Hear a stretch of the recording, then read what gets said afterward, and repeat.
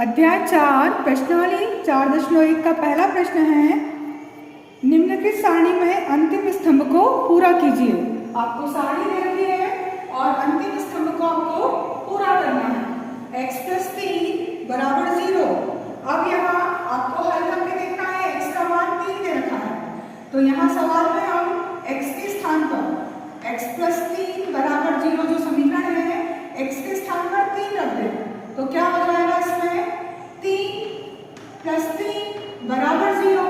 अब 3 + 3 ये 0 के बराबर हो रहे हैं क्या? 3 और 3 तो इधर होगा 6 बराबर नहीं है 0 के, यानी कि समीकरण को संतुष्ट कर रहा है या नहीं? तो समीकरण को संतुष्ट नहीं करता। यहाँ क्या आएगा? नहीं। उसके बाद x + 3 = 0, यहाँ x का मान 0 है, समीकरण है x + 3 = 0। x का मान हमें इसको x को हटाकर क्या लिखना है? 0। अब +3 ये 0 के बराबर होंगे क्या? 0 में 3 जोड़ेंगे तो 3 आएंगे, तो ये बराबर नहीं है 0 के। ये मान भी समीकरण को संतुष्ट नहीं करता।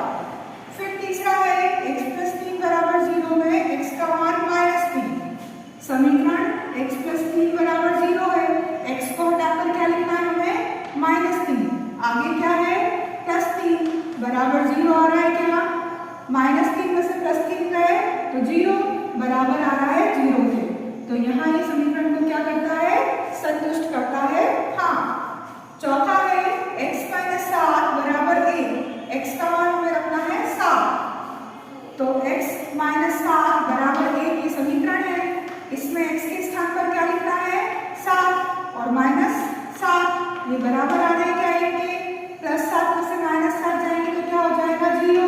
ये बराबर नहीं है 1 के, यानी ये समीकरण को संतुष्ट नहीं करता। फिर है x - 7 = 1 में x = 8 लिखना है, तो x - 7 = 1। x के स्थान पर क्या लिखना है हमें? 8 - 7 = 1। 8 में से 7 जाएंगे तो क्या बचेगा? 1 = 1। तो ये क्या हो गया? हाँ, यह मान जो है x का 8 यह समीकरण को संतुष्ट करता है। छठा है 25 = 25। यहाँ x का मान बराबर रखना है 0 के, तो 5x = 25। इसमें 5x का मान क्या रखना है? 0 बराबर होगा क्या 25 के? देखें तो 5 का गुणा 0 में 0, ये बराबर नहीं है 25 के, इसलिए यहाँ ये मान समीकरण को संतुष्ट नहीं करता। फिर है 5x = 25 में x का मान 5, 5x = 25। यहाँ x का मान क्या रखना है आपको? 5, तो ये 5 और x के स्थान पर 5 बराबर हो रहे हैं क्या 25 के? तो देखें 5 का गुणा 5 में 25 बराबर आ रहा है 25, तो यह मान क्या करता है? समीकरण को संतुष्ट करता है। फिर 5x = 25, इसमें आपको x का मान क्या रखना है? -5, तो ये 5 और x का मान -5, ये 5 तो सवाल में था और x को हटाकर अब रखना है -5, बराबर आएगा क्या 25 के?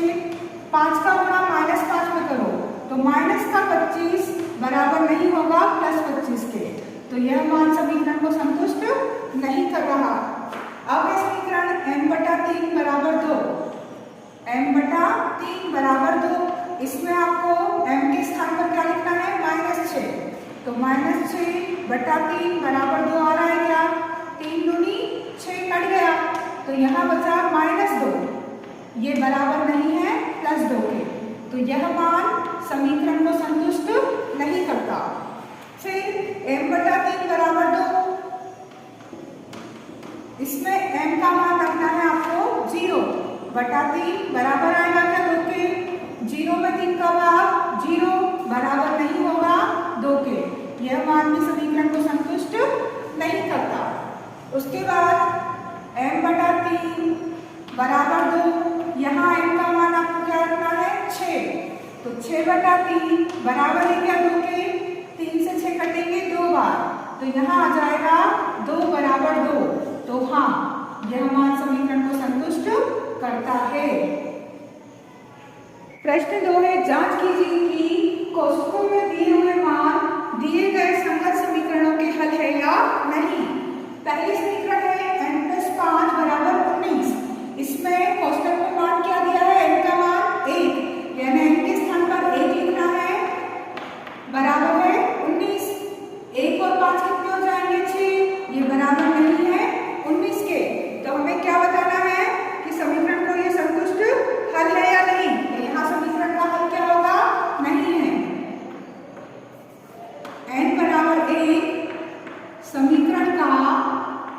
हल नहीं है। बी है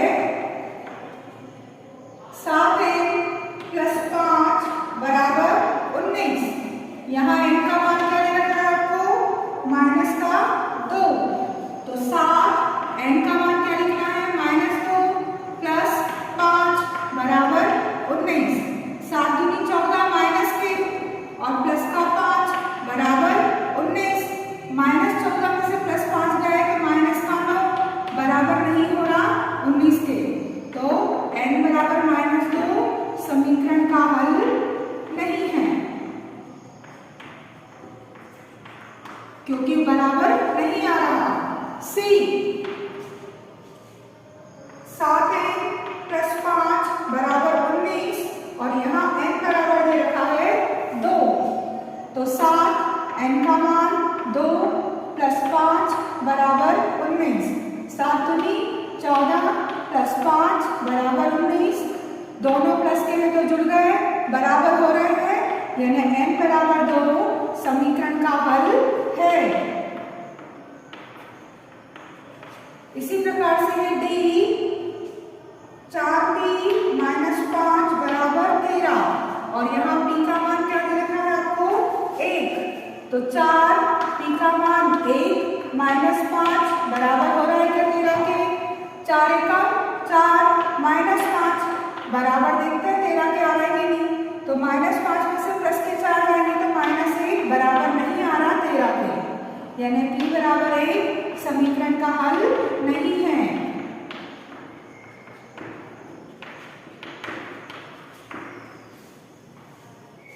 ई है 4p - 5 = 13।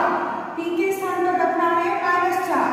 तो 4p का मान -4 और ये -5 बराबर हो रहे हैं क्या 13 के? 4 चौक 16 काय के? माइनस के और ये माइनस का 5 बराबर हो रहा है क्या 13 के? दोनों माइनस के में तो जुड़ेंगे। माइनस का 16 और माइनस के 5 कितने हो जाएंगे? माइनस के 21। ये बराबर नहीं हो रहा है 13 के, यानी p = -4 ये समीकरण का हल नहीं है। f वाला है 4p - 5 = 13 में p का मान रखना है 0। तो 4p का मान 0 - 5 ये 13 आएगा क्या? 4 का गुणा 0 में 0 -5 बराबर 13। -5 में से 0 गए तो -5 ये बराबर नहीं हो रहा है 13 के, यानी p = 0 भी समीकरण का हल नहीं है। ठीक है। प्रश्न 3 है प्रयत्न और भूल विधि से आपको समीकरण को हल करना है। तो प्रयत्न और भूल विधि में हम क्या करते हैं? पहली समीकरण है हमारी 5p + 2 = 17। यहाँ p जो है इस p के हम कई मान रखकर प्रयत्न करते हैं कि दायां पक्ष और बायां पक्ष बराबर हो जाए। समीकरण 2 3m - 14 = 4, इसमें भी हम m के अलग अलग मान रखते हैं इस तरह से कि उसको हल करने पर दायां पक्ष और बायां पक्ष बराबर हो जाए। तो यहाँ p का मान हम पहले 1 ले रहे हैं। सवाल क्या है हमारा? समीकरण 5p + 2 = 17। हम ले रहे हैं p का मान 1, यानी 5 p के स्थान पर 1 + 2 = 17। 5 एकम 5, अब हल करें इसको, +2 = 17, 5 और 2 7, ये बराबर नहीं हो रहा है 17 के, यानी ये हमारा प्रयत्न नहीं है सार्थक। अब हम p का मान क्या ले रहे हैं? समीकरण में 5p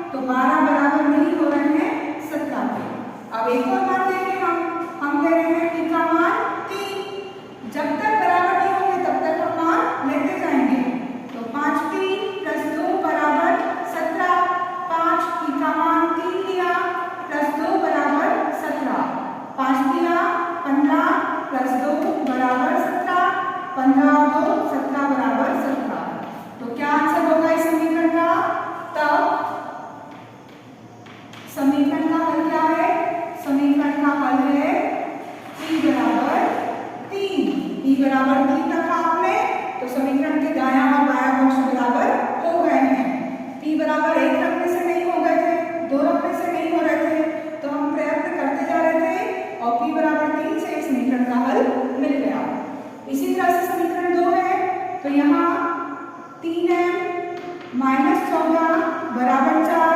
यहाँ हम m का मान क्या रखें? 3 में ऐसा होना करो कि 4 के बराबर आना चाहिए, तो हम लगभग लगते हैं 4।